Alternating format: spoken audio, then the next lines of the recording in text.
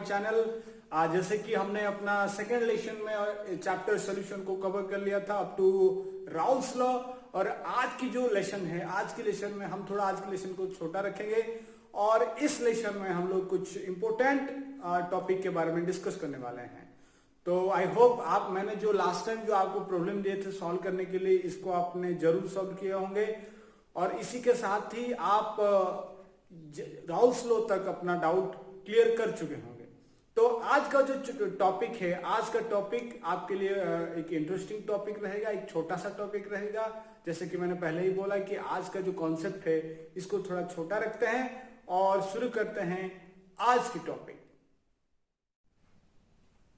तो आज की जो हमारा टॉपिक ऑफ डिस्कशन है, पहले तो वो है concept of ideal and non ideal solution.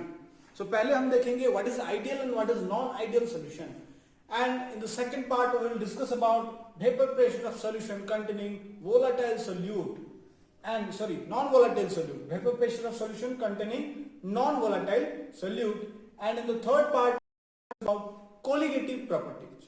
So ये तीनों कॉन्सेप्ट डिस्कस करने से पहले हम लोग मैं थोड़ा आपको रिवाइज कर देना चाहता हूँ। लास्ट क्लास में हमने Henry's law, application of Henry's law and about Raoult's law पढ़ा था, और राउल्स लॉ जो है ये बहुत ही इंपॉर्टेंट है, इसको हम आगे बहुत ही जगह अप्लाई करने वाले हैं।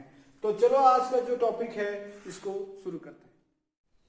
सो बच्चों, before discussing about ideal and non ideal solution, we'll discuss about Raoult's law. So we know in the last class we have studied about Raoult's law. What does Raoult's law states? Raoult's law states that the partial vapor pressure of a component of a solution is directly proportional to its mole fraction in the solution. तो अगर मैं last class जैसे कि हमने पढ़ा था कि कोई भी एक सॉल्यूशन मैं प्रिपेयर कर रहा हूं और इस सॉल्यूशन में let us consider this is a binary solution that is having two components, so component 1 and component 2. Now the vapor pressure of component 1 is directly proportional to its mole fraction in the solution. This is all about Raoult's law. So what does this mathematically? Partial pressure of component 1 is proportional to its mole fraction. So we can say P1 is proportional to X1. This is all about Raoult's law we have studied in the last class. So इसको हम simplify करें तो ये कहता है कि mole fraction solution में जितना ज्यादा होगा एक कंपोनेंट का, वो इतना ज्यादा प्रेशर एक्सर्ट करेगा अबव द सॉल्यूशन। सो ये सिंपल सा। तो आइडियल सॉल्यूशन क्या होता है? आइडियल सॉल्यूशन वो होता है which obey Raoult's law over all range of concentration or over entire range of concentration. तो मतलब आइडियल सॉल्यूशन वो होगा जिसका जो ऑल कंसंट्रेशन में क्या करे, आइडियल राउल्ट्स लॉ को ओबे करे। तो ये जो सॉल्यूशन है, और जो सॉल्यूशन राउल्ट्स लॉ को ओबे नहीं करता है वो हो गया आपका non ideal solution. So and mathematically आपका जो ideal and non ideal solution है, इसको जानने के लिए थर्मोडायनामिक्स क्वांटिटी डेल्टा H को हम इस्तेमाल करते हैं, दैट एंथैल्पी ऑफ मिक्सचर। जब हम दो, let us consider about two, we are considering about a binary solution only.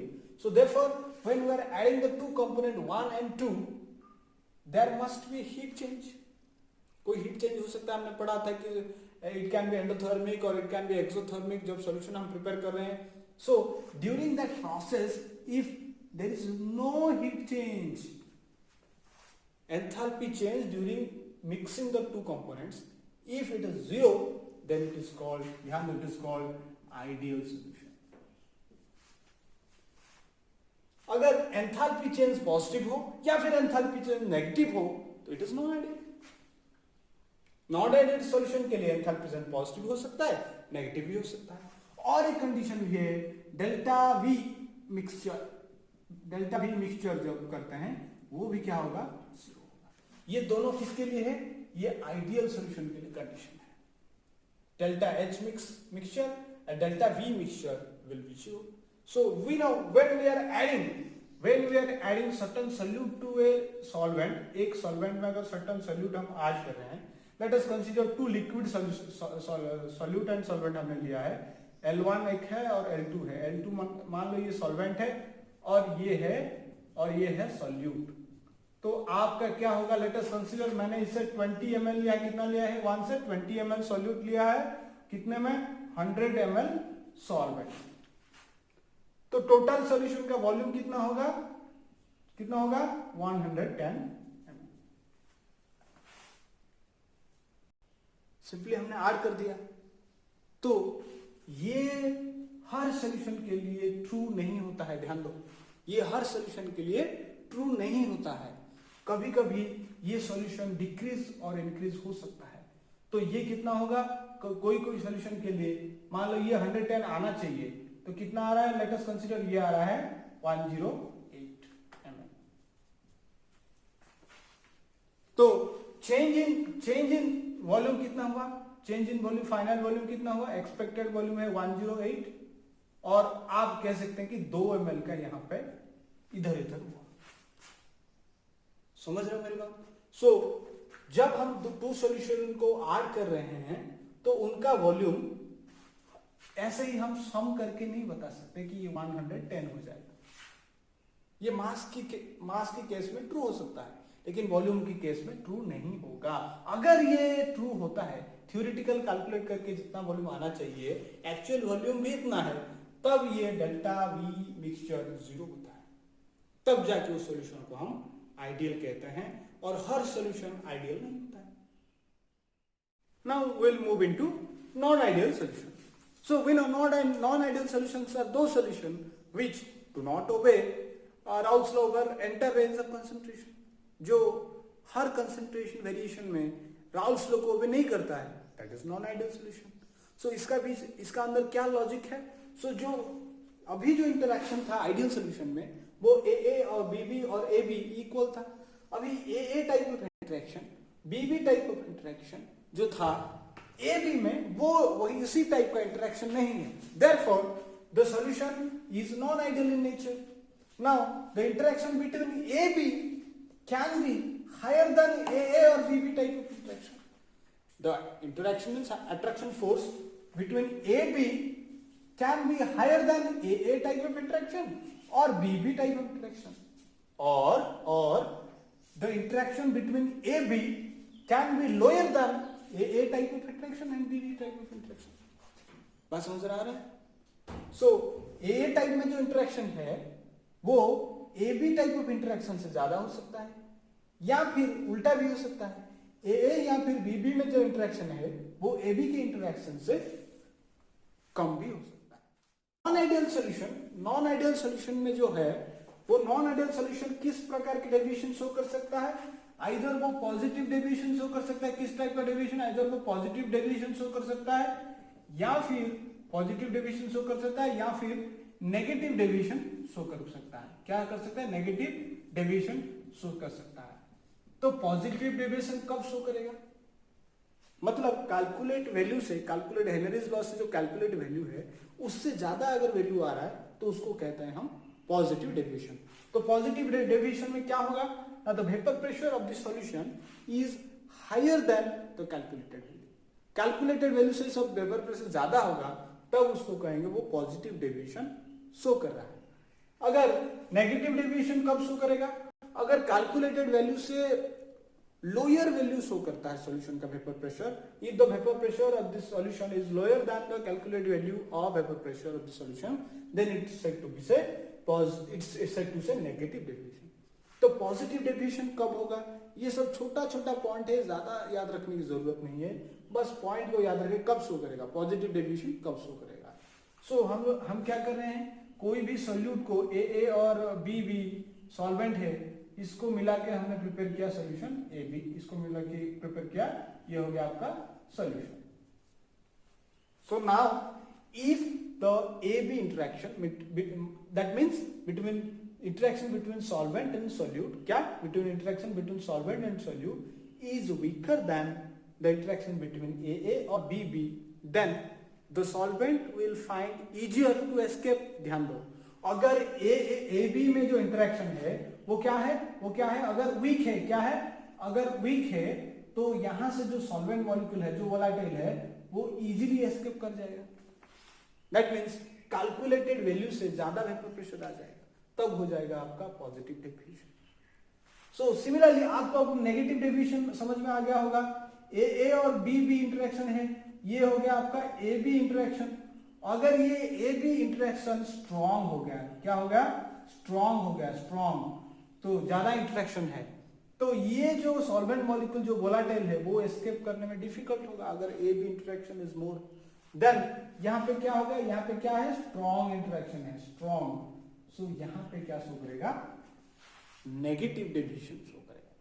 सो यहां से आपको याद रखना है पॉजिटिव डेविएशन कब शो करेगा, जब सॉल्यूट और solvent interaction is weak. when the solute and solvent interaction is weak, then the solution will show positive deviation.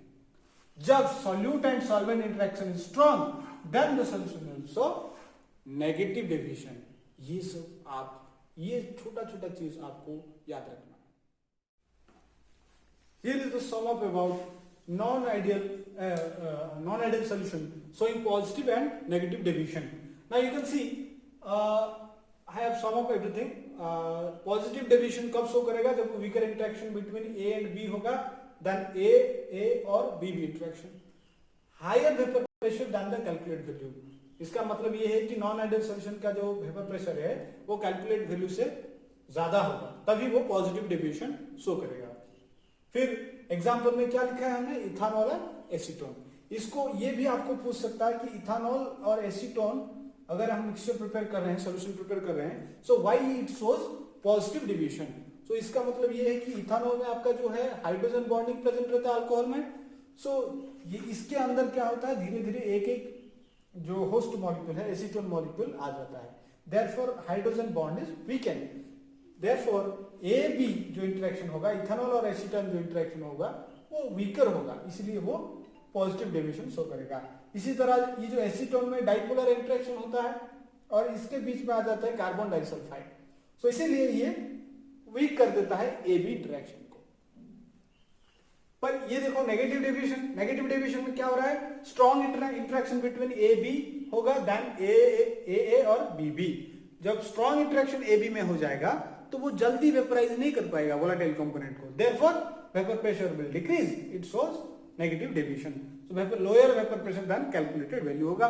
इसका एग्जांपल है phenol and aniline, chloroform and acetone. Phenol और aniline में क्या हो जाएगा, हाइड्रोजन बॉन्डिंग हो जाएगा। एनिलीन का नाइट्रोजन फेनॉल का ऑक्सीजन के साथ आपका क्या कर ले, फेनॉल का हाइड्रोजन के प्रोटॉन के साथ क्या करेगा, हाइड्रोजन फॉर्मेशन, बॉन्ड फॉर्मेशन करेगा।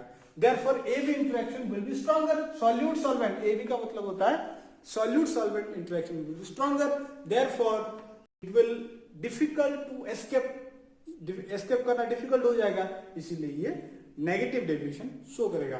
तो ये एग्जांपल के साथ ही साथ थोड़ा कॉज और ये जो थोड़ा कॉन्सेप्ट इसके अंदर है आप इसको जरूर याद रखिए। So now students, another important term, very small one, that is एजोट्रोप्स।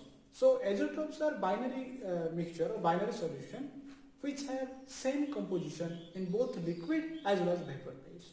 समझ में आया? तो ये बाइनरी मिक्सचर होते हैं जिनका कंपोजिशन वेपर में जो रहता है और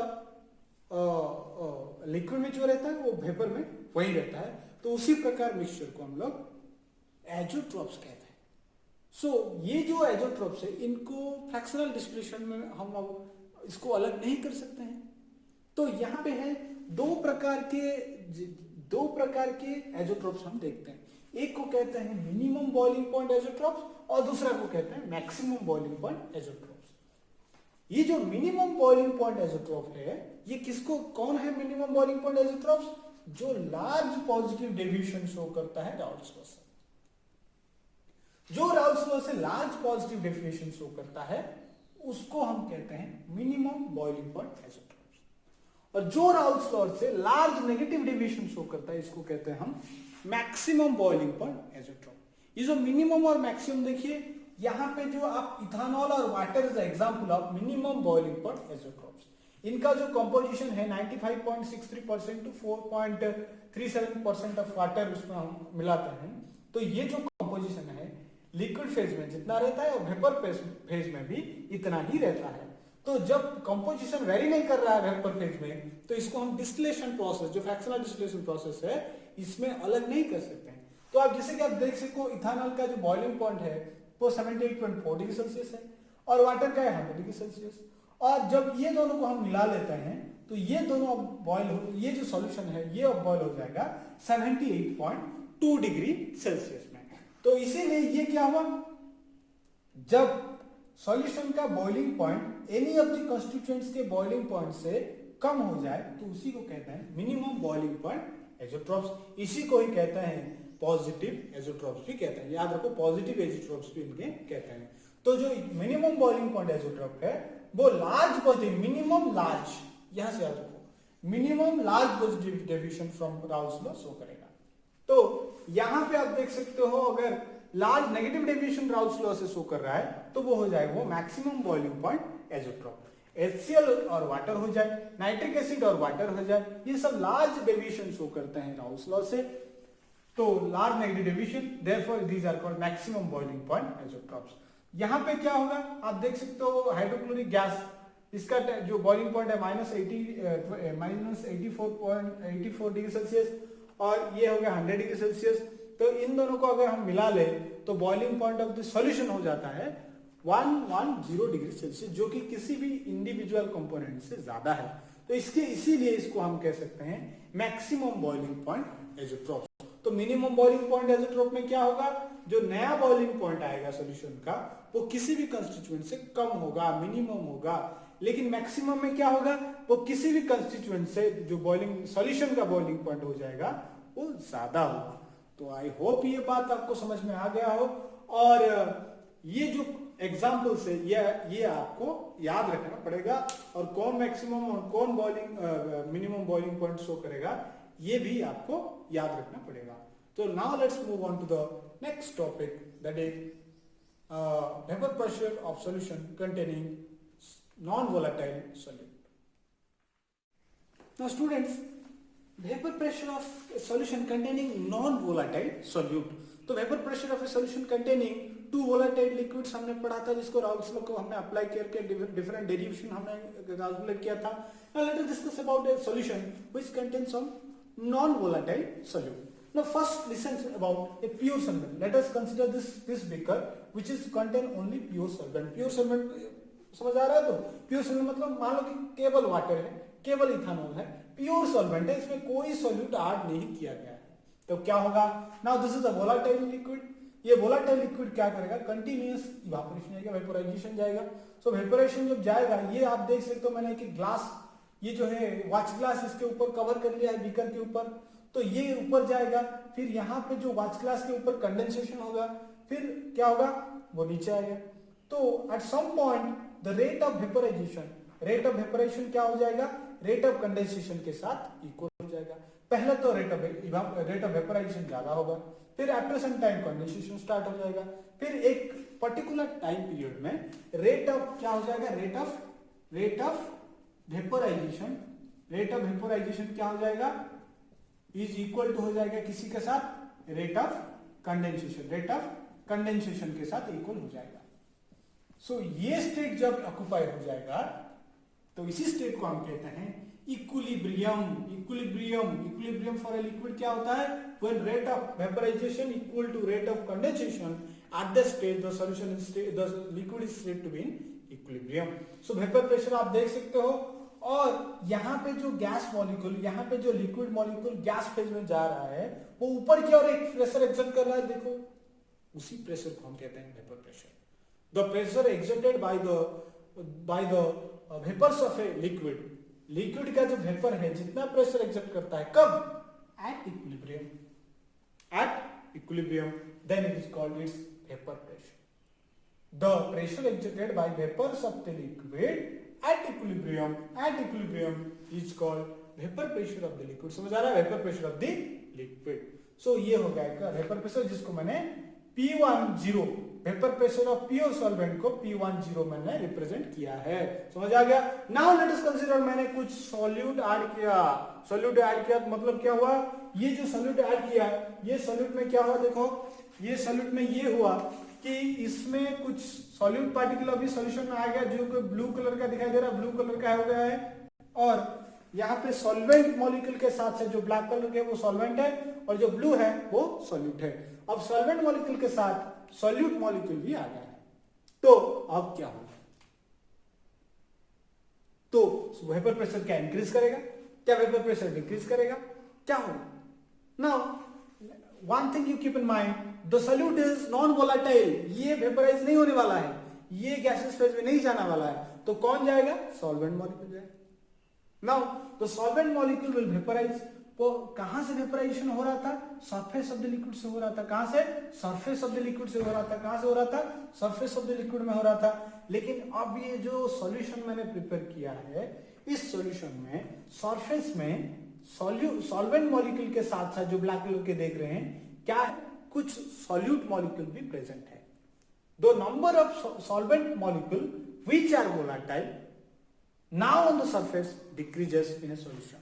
एक सॉल्यूशन में सरफेस में जितने सॉल्वेंट मॉलिक्यूल है वो अभी डिक्रीज हो चुका है। कहां पे? सॉल्यूशन में। तो रेट ऑफ वेपोराइजेशन भी डिक्रीज हो जाएगा, क्योंकि rate of vaporisation depends upon the molecule, the volatile molecule present on the surface of the liquid. Surface of the liquid में जितना ज्यादा सॉल्वेंट मॉलिक्यूल होता उतना ज्यादा वेपोराइजेशन होता और वेपर प्रेशर उतना ज्यादा बढ़ता। लेकिन यहां पे अब क्या ऑक्युपाई कर लिया है? थोड़ा सा जगह सॉल्यूट भी ऑक्युपाई कर लिया है। जब solute is not volatile, therefore the vapour pressure of solution decreases. ध्यान, हमेशा एक प्योर सॉल्वेंट से उसी का कोरस्पॉन्डिंग एक सॉल्यूशन बनाए तो वेपर प्रेशर क्या हो जाएगा? डिक्रीज कर जाएगा। तो ये वेरी वेरी इंपॉर्टेंट पॉइंट है। Vapour pressure of pure solvent is always greater than vapour pressure of its corresponding solution. क्योंकि the surface of the solution now occupied with some molecules of the solute, therefore the number of solvent molecule which are volatile now decreases, therefore rate of vaporization decreases and vapor pressure decreases। तो क्या ये आपको समझ में आ गया कि pure solvent का vapour pressure उसका कोरस्पॉन्डिंग सॉल्यूशन से हमेशा ज्यादा होगा। सो ये एक बहुत बड़ा कंसेप्ट है। इसका मतलब क्या है? मैंने यहाँ पे वाटर लिया, क्या लिया है? वाटर लिया था, इसका जितना वेपर प्रेशर था, अभी इस वाटर में सॉल्ट ऐड कर दिया, सॉल्ट इज नॉन वोलेटाइल, तो सॉल्ट ऐड कर दिया, NaCl ऐड कर दिया, तो वेपर प्रेशर डिक्रीज हो जाएगा। तो यहाँ पे वेपर प्रेशर मान लो प्योर लिक्विड का वेपर प्रेशर था 0.5 बार था। अगर ये प्योर वाटर का था, अगर मैंने यहाँ पे कुछ सॉल्यूट उसमें ऐड कर दिया, सॉल्यूशन प्रिपेयर कर लिया, तो अब ये 0.5 नहीं रहेगा, इसके कम हो गए 0.3 बार हो गया। Let us consider. तो क्या ये कॉन्सेप्ट आपको याद रहेगा कि प्योर सॉल्वेंट का वेपर प्रेशर हमेशा ज्यादा रहेगा किससे? Vapour pressure of solution, it's corresponding solution. So students, आज की जो लास्ट टॉपिक है इसको हम डिस्कस कर रहे हैं about colligative property. So colligative property ये एक स्पेशल टाइप का प्रॉपर्टी है, एक स्पेशल टाइप का प्रॉपर्टी है। The property of A solution, ये सॉल्यूशन का एक प्रॉपर्टी है which depends upon only the number of solute particle present in the solution but does not depend upon the nature of the solute. तो क्या समझ में आया कि ये एक प्रॉपर्टी है जो मैं सॉल्यूशन ले रहा हूं, इस सॉल्यूशन में कितना नंबर ऑफ, कितना मोल्स ऑफ क्या है सॉल्यूट पार्टिकल है, इसके ऊपर डिपेंड करता है। इसमें क्या है? पोलर सॉल्यूट है कि नॉन पोलर है, कि size of the solute particle बड़ा है, छोटा है, ये चार्ज्ड है, आयनिक है, नॉन आयनिक है, इसके ऊपर डिपेंड नहीं करता है। बस किसके ऊपर डिपेंड करता है? कितने नंबर वाला, कितने नंबर ऑफ सॉल्यूट पार्टिकल है। जो प्रॉपर्टी सॉल्यूशन के डिपेंड करता है किसके ऊपर? Number of solute particle. किसके ऊपर डिपेंड नहीं करता है? Nature of the solute particle के ऊपर डिपेंड नहीं करता है। तो उसी प्रॉपर्टीज को कोलिगेटिव प्रॉपर्टी कहते हैं। Colligative property is the property of the solution which depends upon only the number of solute particle present in the solution but independent of the nature of the solute. तो उसी property को हम colligative property कहते हैं। इसके अंदर हम क्या करेंगे? इसके अंदर हम पढ़ने वाले हैं 4 प्रकार के colligative property. Number 1 relative lowering of vapour pressure. पहला कोलिगेटिव प्रॉपर्टी क्या है? Relative lowering of vapour pressure. एक नया प्रॉपर्टी है, पहली बार सुने होंगे। सो दूसरा क्या है? एलिवेशन क्या है?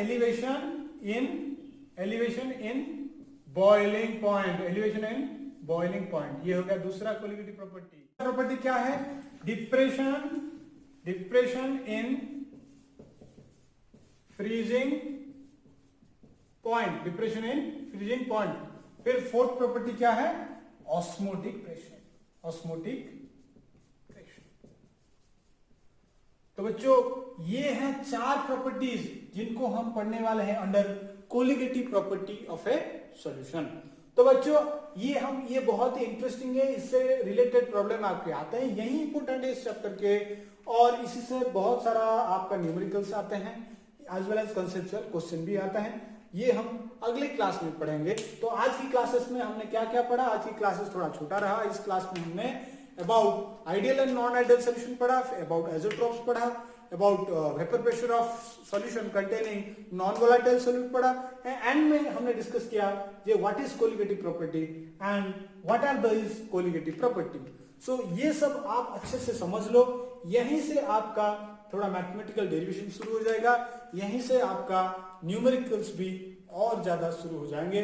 तो आप ये यहां तक आप नोट्स कर लीजिए, यहां तक आप अच्छे से पढ़ाई कर लीजिए। हम मिलते हैं अगले वीडियो में, मेरा 4th वीडियो में, जिसमें हम लोग ये सारे रिलेटेड टू दीज टर्म्स कुछ डेरिवेशन करने वाले हैं और इसके साथ ही साथ कुछ प्रॉब्लम करने वाले हैं। जैसे कि हमेशा की तरह आप मेरा वीडियो देखते रहिए और मेरे वीडियो को लाइक कीजिए, सब्सक्राइब कीजिए और शेयर कीजिए अपने दोस्तों के साथ। और तब तक आप सब खुश रहो। तो मिलते हैं अगले वीडियो में।